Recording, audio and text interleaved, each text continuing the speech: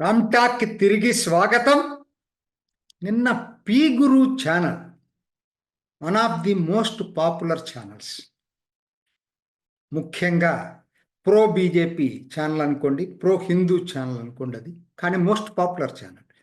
P గురులో శ్రీరామ్ శేషాద్రి ఈయన analysis కోసం చాలామంది ఆయనకి అభిమానులు ఉన్నారు. ఆయన ఎనాలసిస్ చాలా ప్రత్యేకంగా ఉంటుంది. అతను మోస్ట్ పాపులర్ శ్రీరామ్ శేషాద్రి తమిళనాడులో యాంటీ డిఎంకే ఎకో సిస్టంలో మోస్ట్ పాపులర్ సెఫాలజిస్ట్. ఆయన తోటి ఇంటర్వ్యూ చేశారు తమిళనాడులో. అన్నామలై ఎలా ఉంటుంది, తిరిగి వచ్చాడు కదా, ఆయన ప్రాస్పెక్ట్స్ ఎలా ఉండబోతున్నాయి, మరి దానికి అన్నామలై చేయాల్సిన పనేంటి అనే దాని మీద ఆ కోణంలో జరిగినటువంటి ఇంటర్వ్యూలో కోర్స్ ఆయన చెప్పాల్సింది చెప్పాడు. మూడు నెలలు గ్యాప్ రావడం, 4 నెలలు కరెక్ట్ అయిన పద్ధతి కాదు, దీనివల్ల కొంచెం ఇబ్బంది అయిందనేటువంటిది ఆయన అభిప్రాయం. శ్రీరామ్ శేషాద్రి గారు చెప్పింది. సో తిరిగి దీన్ని రీబిల్డ్ చేసుకోవటం అనేది ఒక్క రోజులో అవ్వదు, చాలా కష్టపడాలా అన్నామలై అని చెప్తూనే ఆయన ఒక ఇంపార్టెంట్ పాయింట్ చెప్పాడండి. ఏమిటంటే, అసలు తమిళనాడులో పవన్ కళ్యాణ్ని ప్రచారం చేయించాల్సినటువంటి అవసరం ఎంతైనా ఉంది. ఆయన ప్రధానంగా స్ట్రెస్ చేసింది ఇది. పవన్ కళ్యాణ్ ఎందుకంటే అనపాలజిటిక్గా సనాతన ధర్మాన్ని గురించి చెప్పగలిగినటువంటి ఏకైక వ్యక్తి పవన్ కళ్యాణ్. సో ఆయన్ని మీరు తమిళనాడు ప్రచారానికి వ్యూహాత్మకంగా ఉపయోగించుకోగలిగితే అది తమిళనాడులో యాంటీ ద్రవిడ ఎకో సిస్టమ్కి అద్భుతంగా పనిచేస్తుందని చెప్పాడు. బీజేపీ కొన్ని చెప్పలేదు, జాతీయ పార్టీ కాబట్టి. ఈయన మాట్లాడే పద్ధతి కానీ, ఆ ఇన్స్పిరేషనల్గా ఆయన చేస్తున్నటువంటి కామెంట్స్ ఏదైతే ఉన్నాయో అవి శ్రీరామ్ శేషాద్రి చెప్పేది ఏంటంటే, అవి తమిళనాడు ప్రజలను కూడా అట్రాక్ట్ చేస్తాయి. తమిళనాట, అందులో పవన్ కళ్యాణ్కి తమిళొచ్చు, అక్కడే పెరిగాడు చెన్నైలో. సో ఆయనకి తమిళనాడు గురించి మంచి అవగాహన ఉంది. అన్నామలై కనుక పవన్ కళ్యాణ్ తోడైతే అది అగ్నికి వాయువు తోడైనట్లే ఆయన చెప్పింది అది.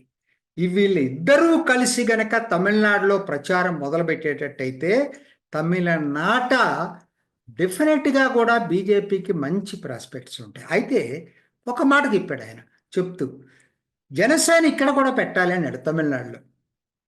మరి అది ఎంతవరకు సాధ్యమవుతుంది, ఎందుకనంటే అది అంత తేలిక కాదు పెట్టడం అనేది. ప్రచారం చేయటం వేరు, కానీ అక్కడ మరి చెన్నై వరకు పర్వాలేదేమో, కానీ మరి బియాండ్ చెన్నై మరి జనసేన ఏ మేరకు ప్రభావితం చూపిస్తుంది.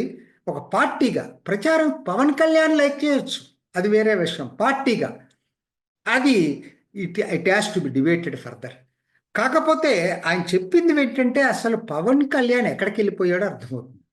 ఇవాళ దేశం మొత్తం కూడా పవన్ కళ్యాణ్ అవసరాన్ని గుర్తిస్తున్నారు, ఇది వాస్తవం. ముఖ్యంగా తమిళనాడులో ఏంటంటే, తను చెప్పిన దాంట్లో ఇంకొక important point, cinema hero Vijay TVK party పెట్టి ఇప్పుడు ఆయన ప్రచారంలోకి రాబోతున్నాడు కదా. సినిమా ఎంత చెప్పినా కూడా సినిమా ప్రభావంతో ఓట్లేసే వాళ్ళ సంఖ్య తమిళనాడులో బాగా ఉంటుంది.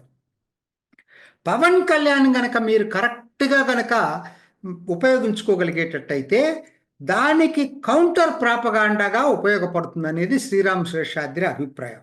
ఇది ఆయన చెప్పింది. అంటే మనం వేరే అవసరం లేదండి. మనం మొన్న వల్లభనేని బాలశౌరి వాళ్ళ జనసేన ఎంపీ అమిత్ షాని కలిసినప్పుడు అమిత్ షా చెప్పాడు, పవన్ కళ్యాణ్ క్రౌడ్ పుల్లర్, ఆయన ప్రచారం చేసిన నియోజకవర్గాలు 100% స్ట్రైక్ రేట్.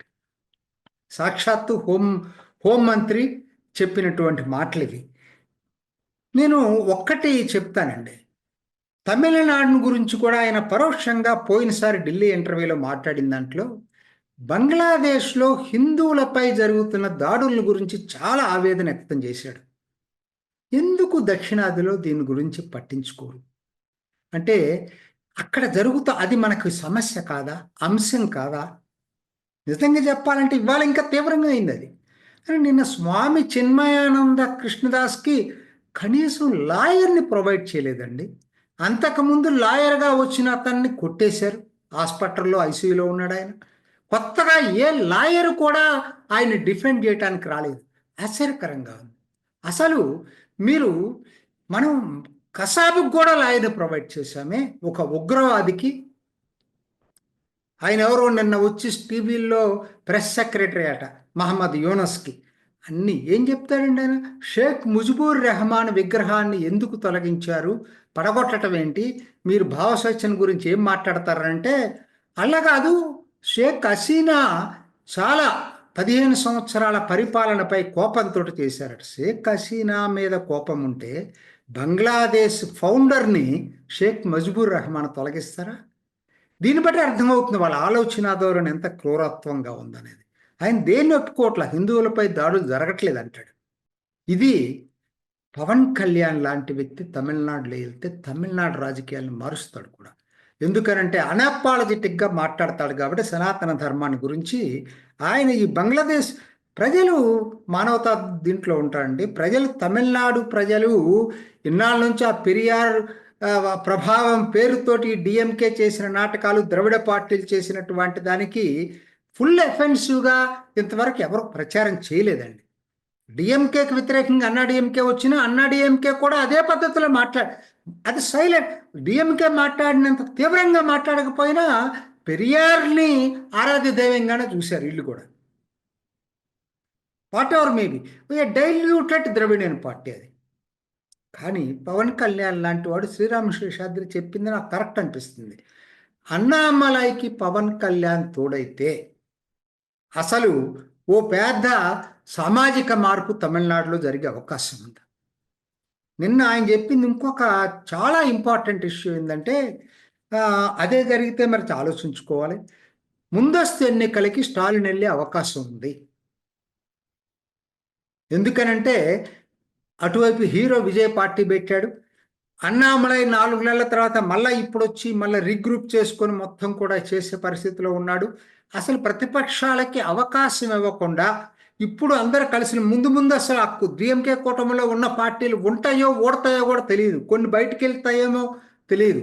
అందుకని ఈ అవకాశం ఇవ్వకుండా ముందే ఎన్నికలకు వెళ్ళిపోయామనుకోండి, ప్రతిపక్షాలు ఇంకా ప్రిపేర్ అయ్యి లేవు. మనం గనక ముందు ఎన్నికలకు వెళ్ళటమే మనకి అడ్వాంటేజ్ అనేటువంటిది డిఎంకే సర్కిల్స్లో వినపడుతుందనే మాట చెప్పాడు. ఇది కొంచెం ఆందోళన కలిగించే విషయం. ఎందుకంటే ఇప్పుడు డిసెంబర్లో ఉన్నాం.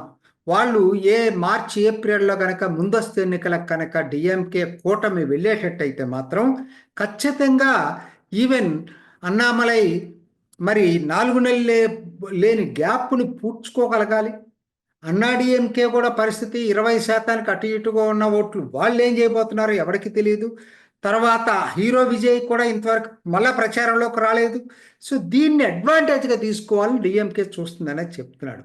అందుకని 2025లోనే అన్నామలై పవన్ కళ్యాణ్ రాష్ట్ర వ్యాప్త టూరులు జరపాల్సినటువంటి అవసరం ఎంతైనా తమిళనాడులో. ఎక్కడైనా పవన్ కళ్యాణ్ యొక్క అవసరం ఆంధ్ర తర్వాత ఎక్కడైనా ఎక్కువగా ఉంది అనుకుంటే నా దృష్టిలో తమిళనాడు గనక పవన్ కళ్యాణ్ ఉపయోగించగలిగేటట్టయితే ఖచ్చితంగా అది బీజేపీకి కూడా చాలా చాలా అడ్వాంటేజ్గా మారేటువంటి అవకాశం ఉంది. తమిళనాట హిందూ అవేకనింగ్ని రావాలి అంటే పవన్ కళ్యాణ్ ప్రచారం చాలా అవసరం అనేది శ్రీరామ శేషాద్రి చెప్పింది. దాంట్లో నాకు కూడా ఎటువంటి సెకండ్ ఒపీనియన్ అయితే లేదు. మొత్తం మీద పవన్ కళ్యాణ్ అవసరం ఇవాళ ఆంధ్రాలోనే కాదు, దేశం మొత్తం ఉంది. ఇది ఈనాటి రామ్ టాక్. ఇంకొక ఎపిసోడ్లో మళ్ళీ కలుసుకుందాం. నమస్తే. చూసారు కదండి, మరి ఈ వీడియో కనుక మీకు నచ్చినట్లయితే ఒక లైక్ కొట్టేసి మీ అభిప్రాయాన్ని కూడా కామెంట్ బాక్స్లో తెలియజేస్తూ ఇలాంటి ఇంట్రెస్టింగ్ అప్డేట్స్ కోసం మా ఛానల్ని సబ్స్క్రైబ్ చేసుకోండి.